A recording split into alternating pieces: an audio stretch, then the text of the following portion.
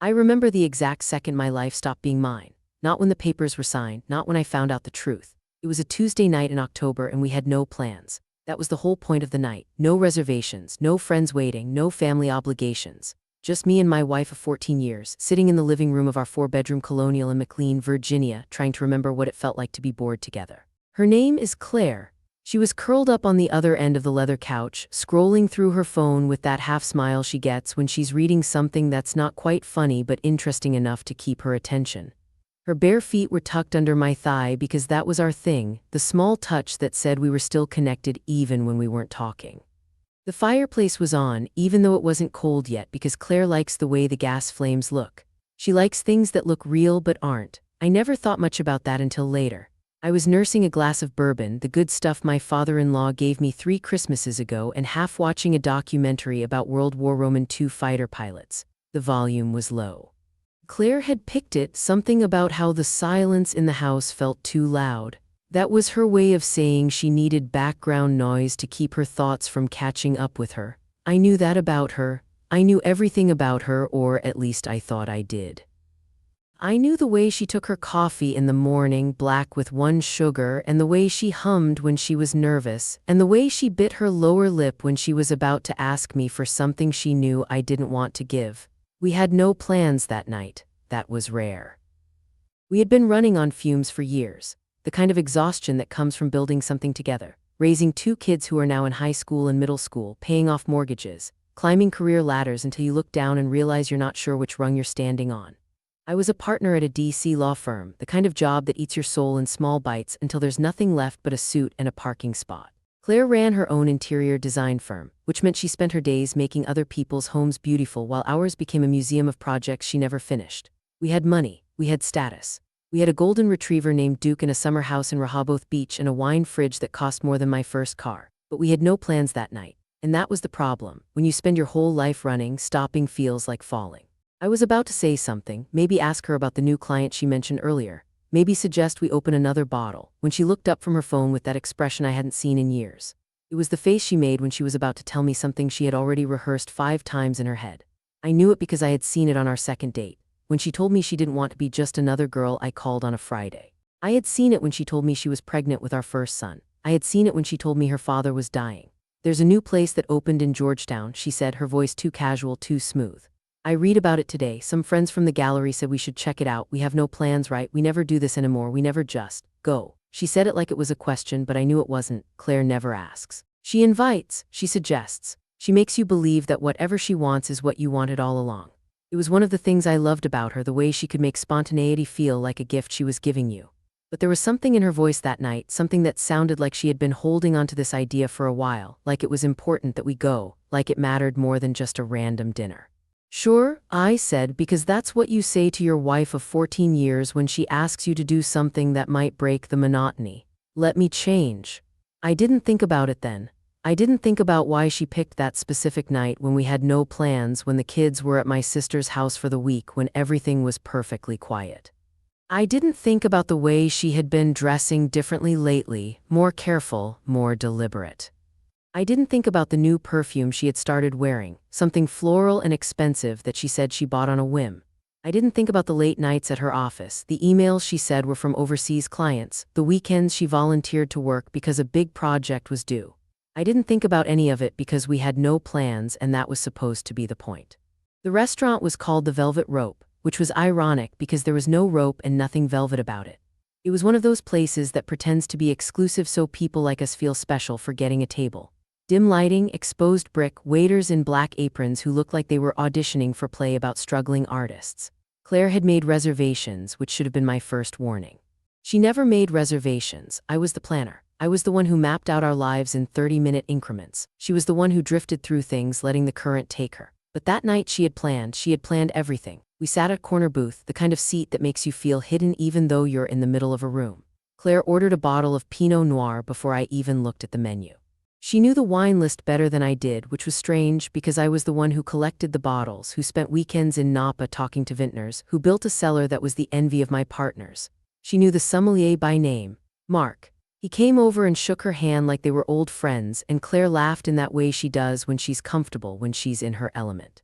Mark and I met at a tasting last month, she said, waving her hand like it was nothing.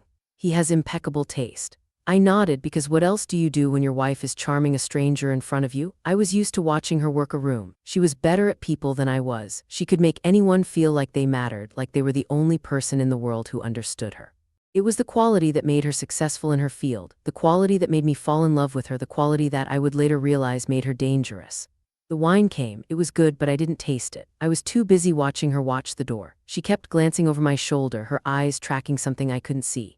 At first I thought she was looking for the bathroom or maybe waiting for someone she knew.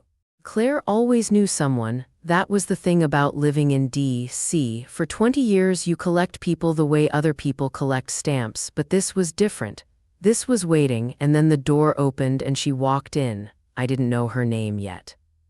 I didn't know anything about her except that she was beautiful in a way that made you stop breathing. The kind of beauty that doesn't ask permission, that just arrives and takes whatever space it wants. She was tall, with dark hair pulled back in a way that showed the sharp angles of her face, and she was wearing a red dress that clung to her like it was painted on. Her heels clicked against the floor like a countdown, and every head in the room turned to watch her pass. She didn't look at anyone. She looked straight ahead like she was walking toward something she had been waiting for her whole life, and then she looked at me. It was just a glance, a flicker of recognition that couldn't possibly be real because I had never seen her before. I would have remembered. I would have remembered those eyes, the color of whiskey in sunlight, the way they seemed to see through you and past you at the same time. She didn't smile, she didn't nod, she just looked, and then she walked past our table toward the bar where she sat alone ordering something I couldn't hear. Claire was talking. I had no idea what she was saying. Her voice was a distant hum, like a radio station I had tuned out. I was watching the woman at the bar, watching the way she held her glass, the way her fingers traced the rim like she was reading something written there. She was alone, which was strange for a place like this. People didn't come to the velvet rope alone. They came to be seen, to be part of something, to climb the invisible ladder of Washington's social scene. But she was apart from all of that, a separate thing entirely. Are you even listening to me? Claire's voice cut through, sharp enough to draw blood. I blinked and turned back to her. She was staring at me with that look she gets when she knows she's losing my attention, the look that says she's already calculating what to say to make me feel guilty. Sorry, I said. Just tired. What were you saying? She studied me for a moment, her eyes narrowing just slightly. Claire could read me better than anyone. She had spent 14 years learning every crack in my armor, every weak point, every lie I told myself. I knew she could see something was off, but instead of pushing, she did something that surprised me. She leaned back, smiled, and said, I was just saying how nice it is to do something spontaneous. We should do this more often. No plans, just us. The word us felt heavier than it should have. It felt like a rope she was throwing me, and I didn't know if she wanted to pull me in or tie me down. The woman at the bar ordered another drink. I watched her reflection in the mirror behind the bottles, the way she crossed her legs, the way her dress rode up just slightly, the way she didn't look at anyone except the bartender. She was a mystery, and I was addicted to mysteries. That was my weakness. That was what Claire had always used against me, my need to solve things, to understand, to pull back the curtain and see what was hiding. I excused myself to go to the bathroom, but I didn't go to the bathroom. I walked to the bar, my heart pounding like I was doing something wrong, like I was a teenager sneaking out of his parents' house. I didn't know what I was going to say. I didn't know why I was walking toward her, why my feet were carrying me in a direction I hadn't consciously chosen. She looked up as I approached, and for a moment I saw something in her eyes that I couldn't name.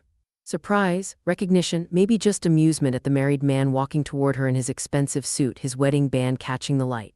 You look like you have a question, she said. Her voice was low, smoky, the kind of voice that belongs in a jazz club at midnight. But I don't think you know what it is yet. I opened my mouth to say something, to deflect, to explain that I was just getting another drink, but nothing came out. I just stood there, a successful man with a beautiful wife and 2 kids in a house in the suburbs, staring at a stranger like she held the answer to a question I hadn't asked. She smiled, and it was the most devastating thing I had ever seen. Don't worry, she said, lifting her glass. I'm patient, I can wait. And then she turned back to the bar, dismissing me with the casual ease of someone who had done this 1,000 times before. I went back to the table. Claire was on her phone, texting someone with a furious intensity that she tried to hide when I sat down. She looked up and smiled, and I smiled back, and we were a perfect couple having a perfect night out, and absolutely nothing was wrong. We had no plans that night. That was the lie we told ourselves. But she had a plan, and I had no idea what it was. The drive home was silent in a way that felt new, like the car was filled with something other than air. Claire kept her hand on my thigh, her thumb tracing lazy circles through the fabric of my pants, a gesture that used to feel like a promise but that night felt like a reminder. A reminder of what, I couldn't quite say. Maybe a reminder that she was there, that she was real, that I had made vows to her in front of 200 people who all believed we were the kind of couple that lasted. The kind that didn't break. I kept my eyes on the road, but my mind was back at that bar. I kept seeing the woman's face, the way her lips curved when she said she was patient. I kept hearing her voice, that low, smoky tone that seemed to wrap around my ribs and squeeze. I didn't know her name, I didn't know anything about her, and yet she had taken up residence in my head like she had always lived there, like she had just been waiting for me to open the door. Claire broke the silence first. You were distracted tonight. It wasn't a question. Claire never asked questions when she already knew the answers. She was a collector of information, a weaver of details, someone who could take a single glance and reconstruct an entire narrative.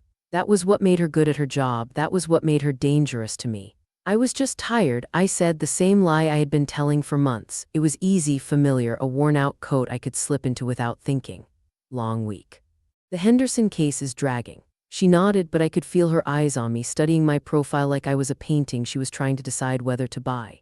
You seem tired a lot lately. I'm a partner at a law firm, I have 2 kids and a mortgage, I'm supposed to be tired. That's not what I meant. Her voice was soft, but there was an edge underneath, something sharp and waiting. You seem tired of me.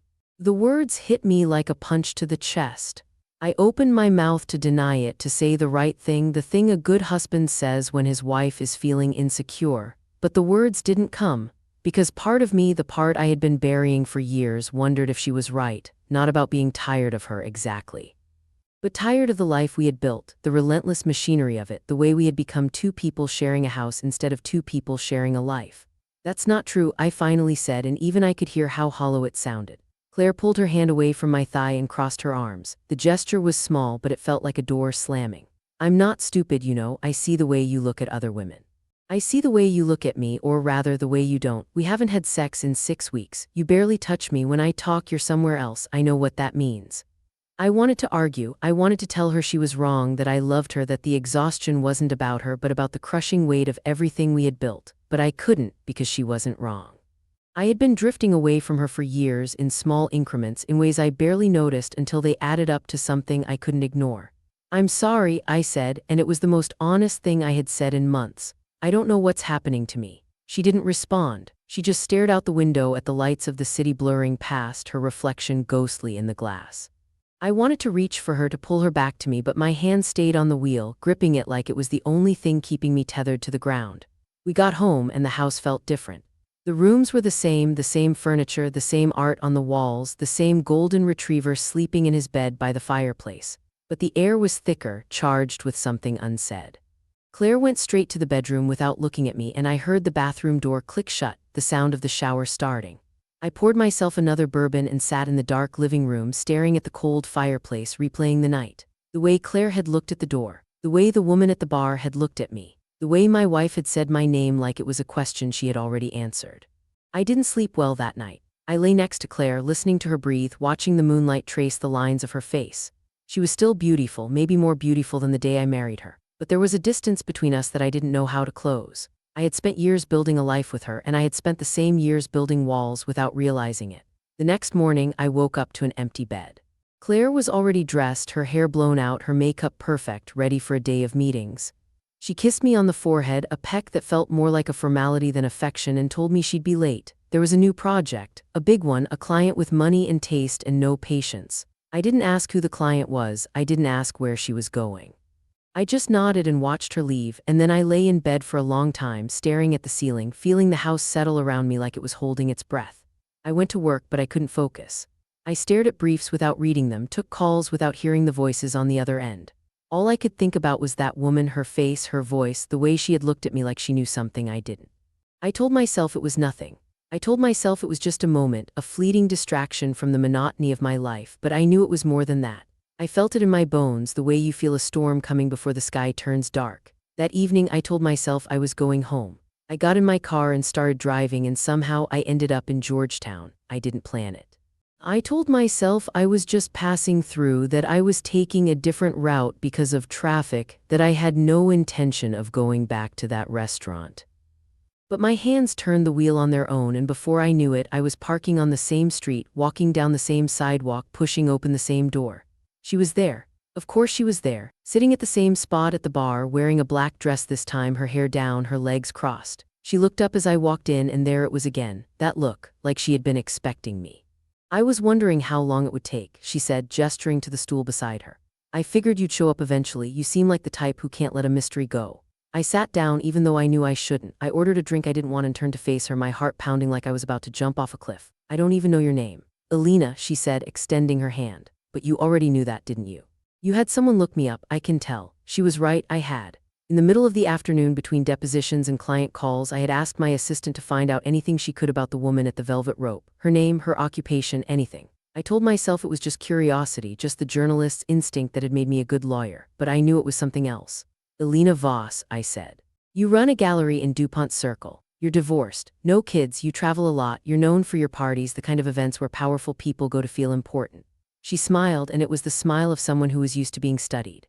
Impressive. Most men don't do their homework before they approach me. They just stumble in, drunk on bourbon and entitlement, and expect me to be impressed by their watches. I looked down at my watch. It was an Omega, a gift from Claire on our 10th anniversary. I had forgotten I was wearing it. Don't worry, Elena said, leaning in closer. I'm not judging you for the watch, I'm judging you for the wedding band, but not in the way you think. What way is that? She studied me for a long moment, her eyes searching mine like she was looking for something specific.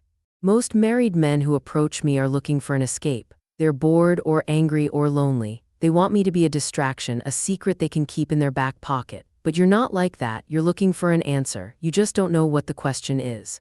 I felt something shift in my chest, something that felt like being seen for the first time in years. Claire saw me, but she saw the version of me I had constructed, the partner, the father, the man who had it all together. Elena saw the cracks, the fissures, the parts of me I had hidden even from myself.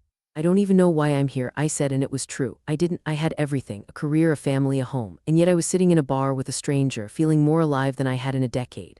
Yes, you do, Elena said softly. You're here because you're afraid, not of me, of what happens when you stop pretending, when you admit that the life you've built doesn't feel like yours anymore.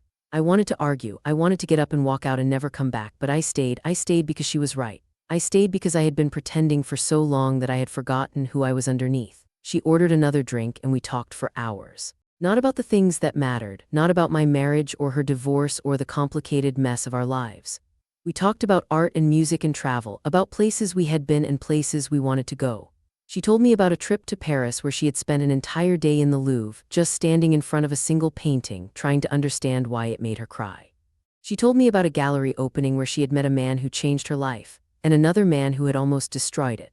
She told me about the loneliness of being in a room full of people who only wanted something from you.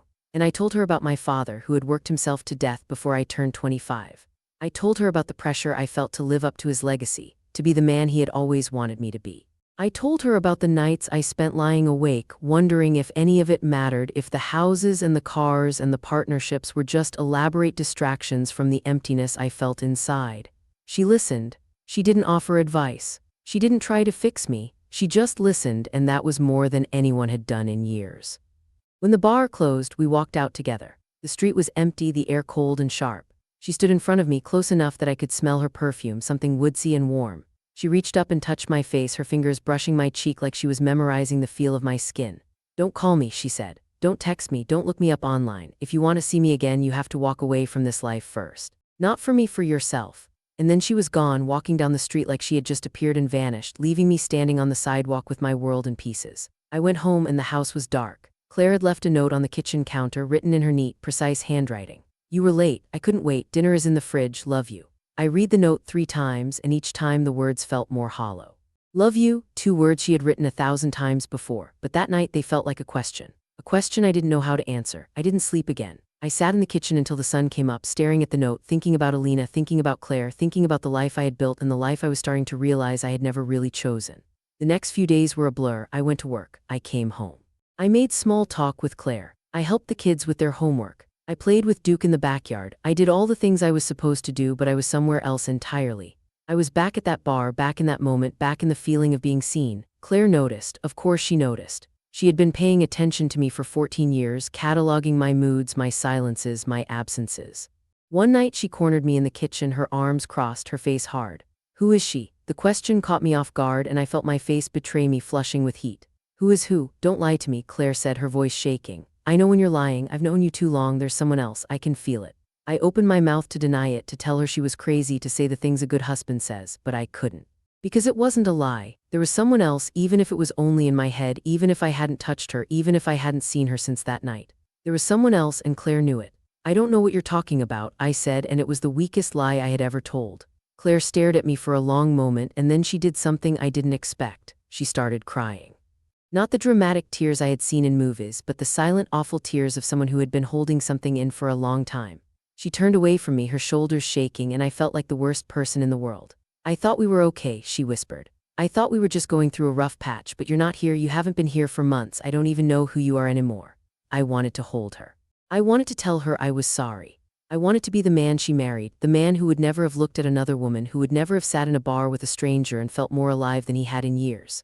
But I couldn't, because that man was gone, and I didn't know if he was ever coming back. She walked out of the kitchen and went to the bedroom, and I heard the door lock for the first time in 14 years. I didn't try to open it. I just stood in the kitchen, surrounded by the life we had built, and felt it all crumbling around me. And somewhere in the back of my mind I heard Alina's voice. Don't call me, don't text me, if you want to see me again you have to walk away from this life first. I didn't know if I could do that. I didn't know if I was brave enough to burn everything down and start over. But I knew one thing for certain. The life I had was already burning. I had just been too afraid to admit it. I didn't call Alina. I told myself it was because I was being strong, because I was honoring my marriage, because I was the kind of man who didn't throw away 14 years for a stranger in a red dress. But the truth was simpler and uglier. I didn't call her because I was terrified. Not of her, not of Claire, not even of the wreckage I could see spreading out before me like a car crash in slow motion. I was terrified of myself, of what I was capable of the person I had become when no one was watching. The days after Claire locked the bedroom door were strange and quiet. We moved around each other like ghosts, polite and distant, speaking only when necessary. She stopped leaving notes on the counter. She stopped asking where I was going. She stopped pretending that everything was fine, and somehow that was worse than the pretending had ever been. I had become accustomed to the performance, the careful choreography of a marriage that looked perfect from the outside. Now there was nothing left but the silence, and it was deafening. I threw myself into work with a desperation I hadn't felt since my early years as an associate. I stayed late at the office, taking on cases I didn't want, working through weekends that used to be reserved for family. My partners noticed. They praised my dedication, my renewed focus, my willingness to do whatever it took. They didn't know that I was hiding. They didn't know that the office had become my sanctuary, the only place where I didn't have to look at Claire's face and see the betrayal I had already committed. But work couldn't save me. Nothing could, because Alina was everywhere. I saw her in the faces of strangers on the street, in the curve of a woman's back as she walked away from me, in the way the light hit a wine glass at a business dinner. I had only spent a few hours with her, and yet she had embedded herself in my consciousness like a splinter I couldn't remove. I replayed our conversation over and over, dissecting every word, every glance, every moment of silence. I remembered the way she had touched my face, the way she had said my name like it meant something. I remembered the way she had told me to walk away, and I hated her for it even as I admired her for it. I started drinking more, not the casual bourbon at night, but the kind of drinking that starts at lunch and doesn't stop until you pass out. It was a slow descent, the kind you don't notice until you're already at the bottom. I would pour myself a glass at my desk and tell myself it was just to take the edge off.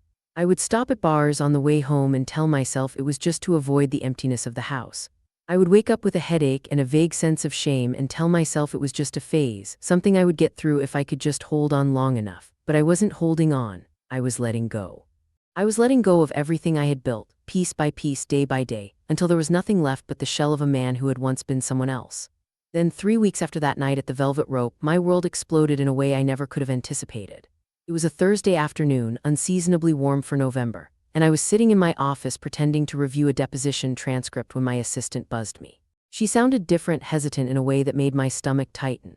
"There's someone here to see you," she said. "She doesn't have an appointment, but she says it's urgent. She says it's about your wife." My heart stopped. For a moment I couldn't breathe. I told myself it was Claire, that she had finally decided to confront me publicly, that she was here to end things in the most dramatic way possible. But I knew it wasn't Claire. Claire would never come to my office. Claire would never involve herself in my professional life. She was too proud, too careful, too invested in the appearance of perfection.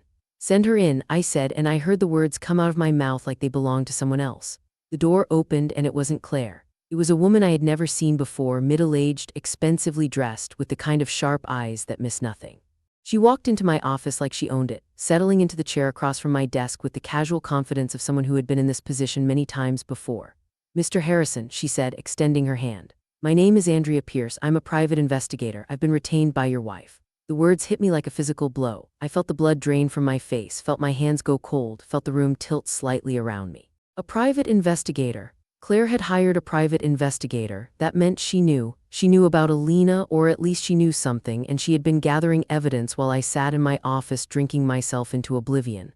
I don't understand, I said, and it was the stupidest thing I could have said. I understood perfectly. I had been caught. The walls were closing in, and there was nothing I could do to stop it.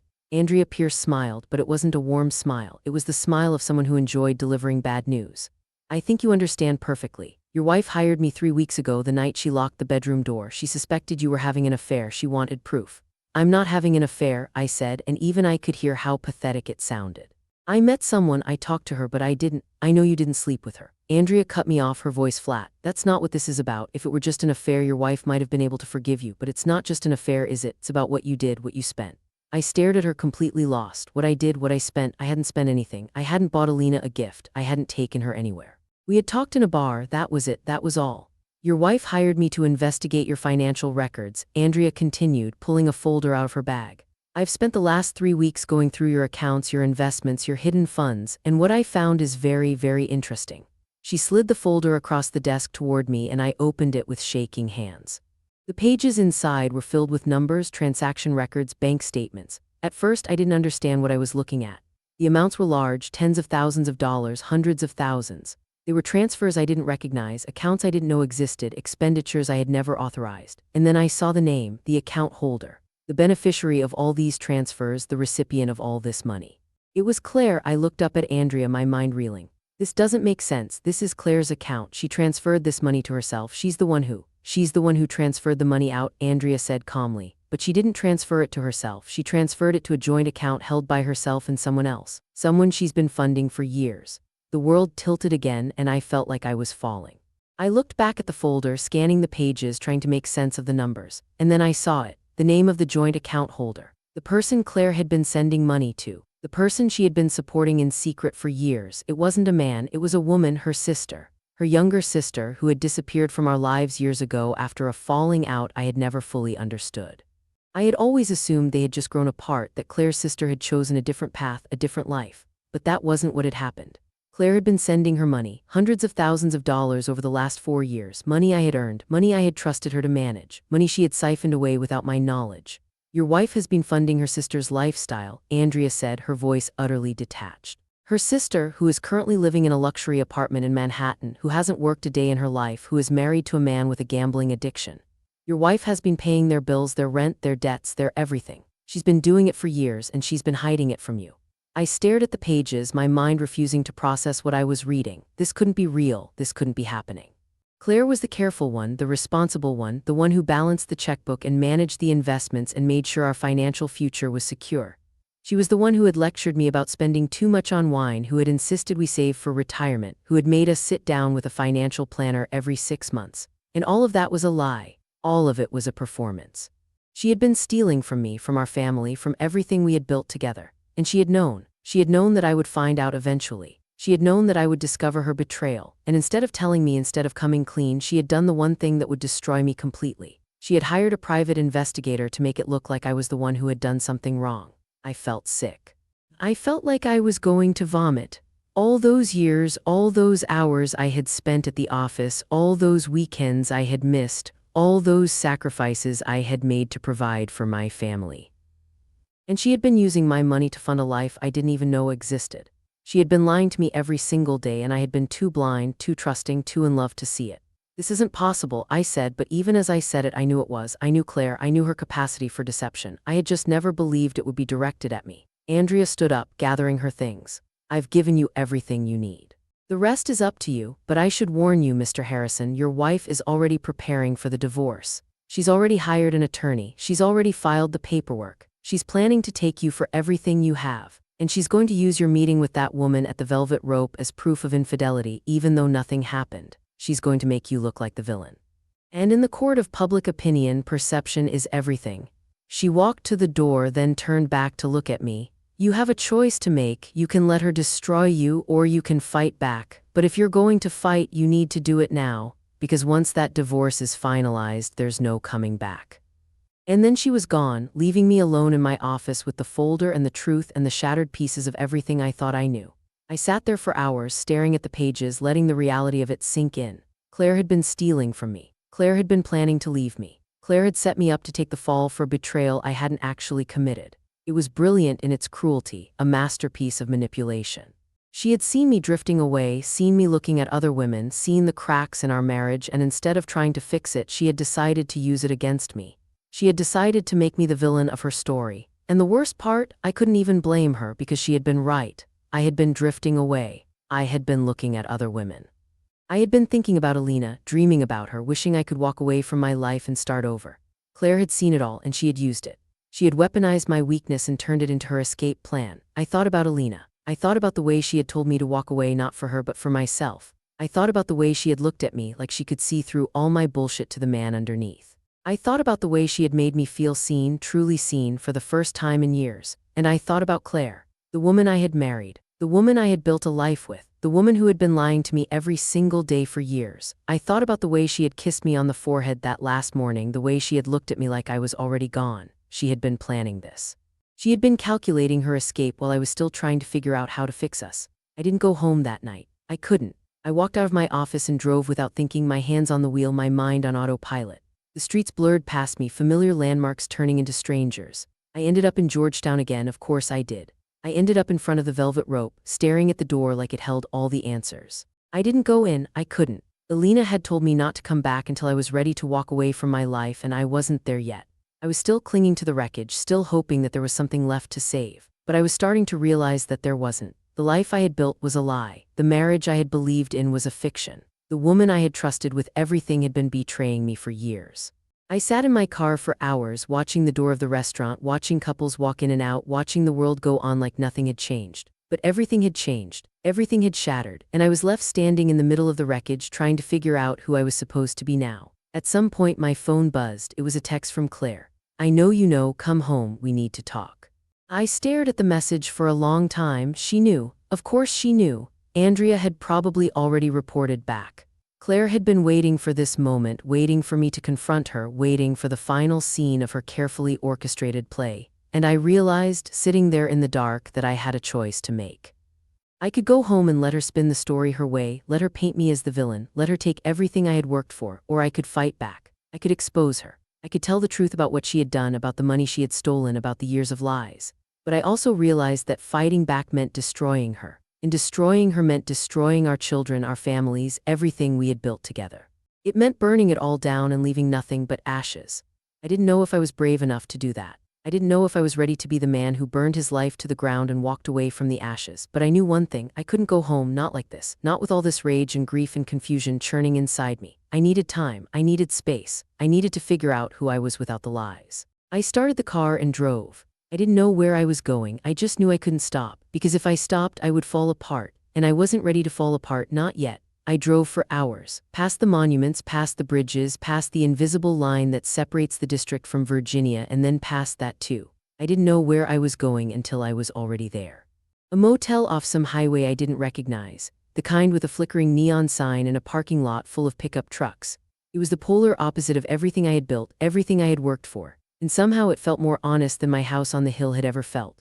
I checked in under a fake name, paid cash, and locked myself in a room that smelled of bleach and stale cigarettes. The bedspread was the color of weak coffee. The TV was bolted to the dresser. The shower had a water pressure that was either non-existent or scalding, never anything in between. It was perfect. It was exactly what I needed. A place where no one knew me, where no one expected anything, where I could stop pretending to be the man everyone thought I was. I lay on the bed fully clothed, staring at the water stains on the ceiling, and let myself feel everything I had been holding back. The rage at Claire, the grief for the marriage I thought we had, the shame for the way I had let it all slip away, the desperate, clawing loneliness that had been living inside me for years, disguised as ambition and success and everything else I used to fill the void. And underneath it all, the strange, disorienting relief, the relief of finally knowing the truth, the relief of not having to pretend anymore. My phone buzzed constantly. Claire. My sister, my partners, even my mother-in-law, who I hadn't spoken to in months. I ignored them all. I turned the phone face down on the nightstand and let it vibrate itself into silence. Let them wonder, let them worry, let them think whatever they wanted. For the first time in my adult life, I didn't owe anyone an explanation. I stayed in that motel for 3 days. I didn't call Alina. I didn't call anyone. I ate stale vending machine snacks and watched bad daytime TV and slept more than I had slept in years. It was a kind of death, a small death of the self I had been, and in that death something else started to grow, something that felt like clarity or maybe just acceptance. I couldn't tell the difference anymore. On the third day I turned my phone back on. There were 47 messages. I scrolled through them without reading most of them, looking for the one I knew would be there, and there it was, from a number I didn't have saved but recognized instantly. Alina, your wife called me, she told me everything, I think you should come see me. I read the message 3 times. Claire had called Alina. Claire had called the woman I had been thinking about, the woman I had been dreaming about, the woman who had told me not to contact her until I was ready. Claire had reached out to her. Claire, who was supposed to be my enemy now, had called my temptation, my escape, my maybe. I didn't even have a word for what Alina was to me. I called Alina instead of texting. She answered on the first ring, her voice low and calm, like she had been waiting for this call. Your wife is a piece of work, she said, and there was something almost like admiration in her voice. She called me at my gallery. She told me I was a homewrecker. She told me I had ruined her marriage. She told me that if I had any decency, I would stay away from you. And then she told me about the money. I closed my eyes, pressing the phone against my ear like it was a lifeline. She told you about the money she stole. She told me that you had been embezzling from your own firm. She told me that you were going to prison. She told me that you were a liar and a cheat and that I was just the latest in a long line of women you had used. My stomach dropped. Claire had lied. Of course she had lied, but this was different. This was a level of cruelty I hadn't anticipated. She wasn't just trying to destroy me. She was trying to isolate me, to turn everyone against me, to make sure that when I fell, there was no one left to catch me. I didn't know she was capable of this, I said, my voice barely a whisper. I thought I knew her. I thought we had something real, but she's been planning this for years. She's been setting me up. I know, Alina interrupted. I figured it out. She wanted me to be afraid of you. She wanted me to run, but I don't run, and I've been lied to by better people than her. She's not as clever as she thinks she is. I felt something shift inside me, something that felt like hope. You believe me, you believe that I didn't do any of that. I believe that you're a mess, Alina said, and I could hear the smile in her voice. I believe that you have no idea who you are or what you want, and I believe that you're not a criminal, you don't have the nerve for it. I laughed, a hollow sound that surprised me. That's the nicest thing anyone has said to me in months. Don't get used to it. I don't hand out compliments. Now get in your car and come to my gallery. We have a lot to talk about. She hung up before I could respond, and I stared at the phone for a long moment. Then I got up, took the longest shower of my life, and put on the same clothes I had been wearing for 3 days. I didn't care. I wasn't the man who cared anymore. I was someone new, someone who was still figuring out who he wanted to be. The gallery was in DuPont Circle, a narrow space with floor-to-ceiling windows and bright white walls. Alina was waiting for me at the back, standing in front of a painting that I immediately recognized as a Rothko, or at least something that looked like one. She was wearing jeans and a black turtleneck, her hair pulled back in a messy bun, and she looked more beautiful than she had the night I met her, more real, more accessible. Don't just stand there, she said, gesturing to a chair beside her. Come sit, I don't bite. Well, sometimes I do, but only when I'm in a good mood. I walked over and sat down, suddenly aware of how terrible I must look. I hadn't shaved in days. I had dark circles under my eyes. I probably smelled like the motel room I had just left, but Alina didn't seem to care. She just looked at me with those whiskey-colored eyes and waited. I don't know where to start, I admitted. Start at the beginning, she said, the real beginning. Not the one you tell yourself, the one you've been avoiding. And so I did. I told her everything. About my childhood, about my father, about the pressure to be perfect that had driven me my entire life. I told her about meeting Claire, about falling in love with her, about the early years when everything felt possible. I told her about the slow erosion, the way we had stopped talking, stopped touching, stopped being anything but two people sharing a house. I told her about the loneliness that had become my constant companion, the way I had filled it with work and bourbon and the illusion of success. And then I told her about the folder. About the money Claire had stolen, about the lies she had told. About the private investigator she had hired, and the way she had tried to make me the villain of a story she had been writing for years. Alina listened without interrupting. When I was done, she leaned back in her chair and studied me for a long moment. You're not the bad guy here, she said finally, but you're not the good guy either. You're the guy who let his marriage fall apart because he was too scared to admit it was already dead. You're the guy who spent years pretending to be happy because it was easier than facing the truth. You're the guy who walked into a bar and started a conversation with a stranger because he was desperate to feel something real. That's not a villain, that's a person, a broken, messy, flawed person, just like everyone else. I felt tears prick at the corners of my eyes, and I didn't try to stop them. What do I do now? How do I fix this? You don't fix it, Alina said. You can't fix the past. All you can do is decide who you want to be going forward, and that's the terrifying thing, isn't it? You actually have to choose. No one is going to make this decision for you. I looked at her at the calm certainty in her eyes, and I felt something crack open inside me. Do you want to be part of that choice, my choice? She smiled, and it was the most genuine expression I had seen from her. I'm not going to save you. I'm not going to be your escape. But if you decide to save yourself, if you decide to become the person you're supposed to be, then maybe we can see where that goes. But not until you do the work, not until you're whole. I nodded because she was right. I had been looking for someone to rescue me, to fix me, to make everything better. But that wasn't how it worked. That wasn't how it ever worked. The only person who could save me was me. I left the gallery and drove straight to my lawyer's office. I didn't call ahead, I just showed up and I told him everything. The whole ugly truth, Claire's betrayal, the money she had stolen, the lies she had told, the private investigator she had hired to destroy me. I showed him the folder, I gave him the evidence, and I told him I wanted to fight. Not for the money, not for the house, not for any of it. I wanted to fight for the truth. I wanted to make sure that when this was over, everyone knew what Claire had done. The next few weeks were a war. Claire fought dirty, of course she did. She dragged my name through the mud. She told everyone who would listen that I was an addict, an adulterer, a criminal. She tried to turn my children against me, tried to make them believe that I had abandoned them. But I didn't give up. I fought back, not with rage, but with the quiet, grinding determination of a man who had finally stopped running. The truth came out in pieces. The forensic accountants found everything. The money Claire had taken, the accounts she had hidden, the sister she had been funding for years.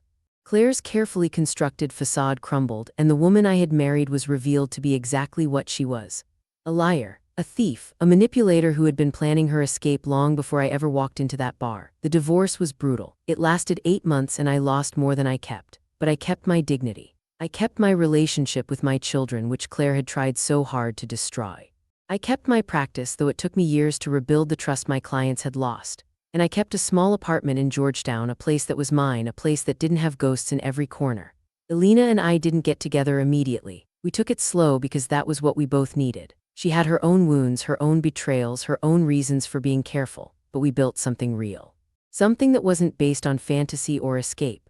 Something that was grounded in honesty and patience and the willingness to be vulnerable. A year after it all ended, I went to see Claire one last time. She was living in a smaller house now, in a less expensive neighborhood, the kind of place she would have sneered at before. She looked older, harder, the softness I had loved replaced by something brittle and sharp.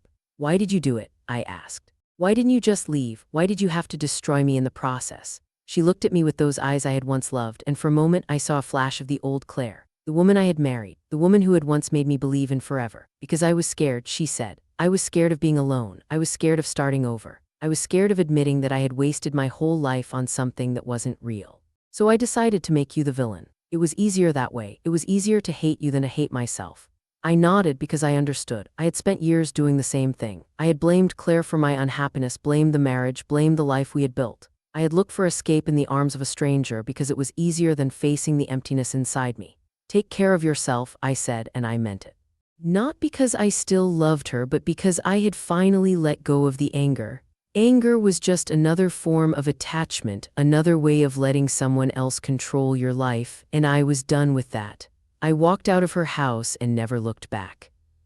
I had spent too long looking back, too long living in the past, too long letting other people define who I was. It was time to look forward. It was time to become the man I had always been meant to be, and that's where I am now.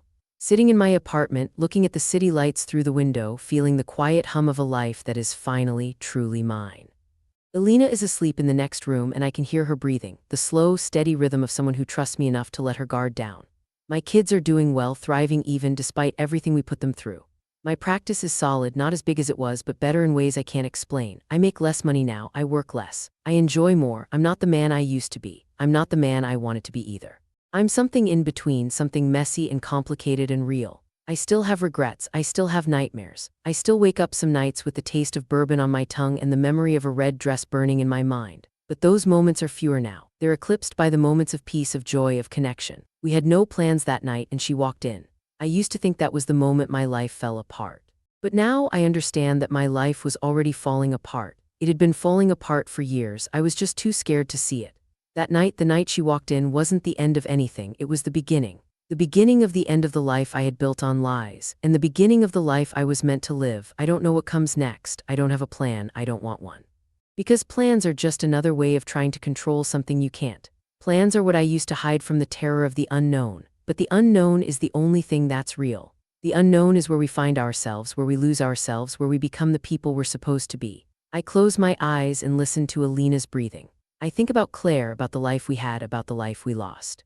I think about my kids, about the mistakes I made, about the chances I have to do better. I think about the future, all the roads I haven't walked yet, all the people I haven't met, all the versions of myself I haven't become. And for the first time in my life, I'm not afraid. I'm just here, present, alive, ready for whatever comes next, because we have no plans tonight. And that's exactly how it should be.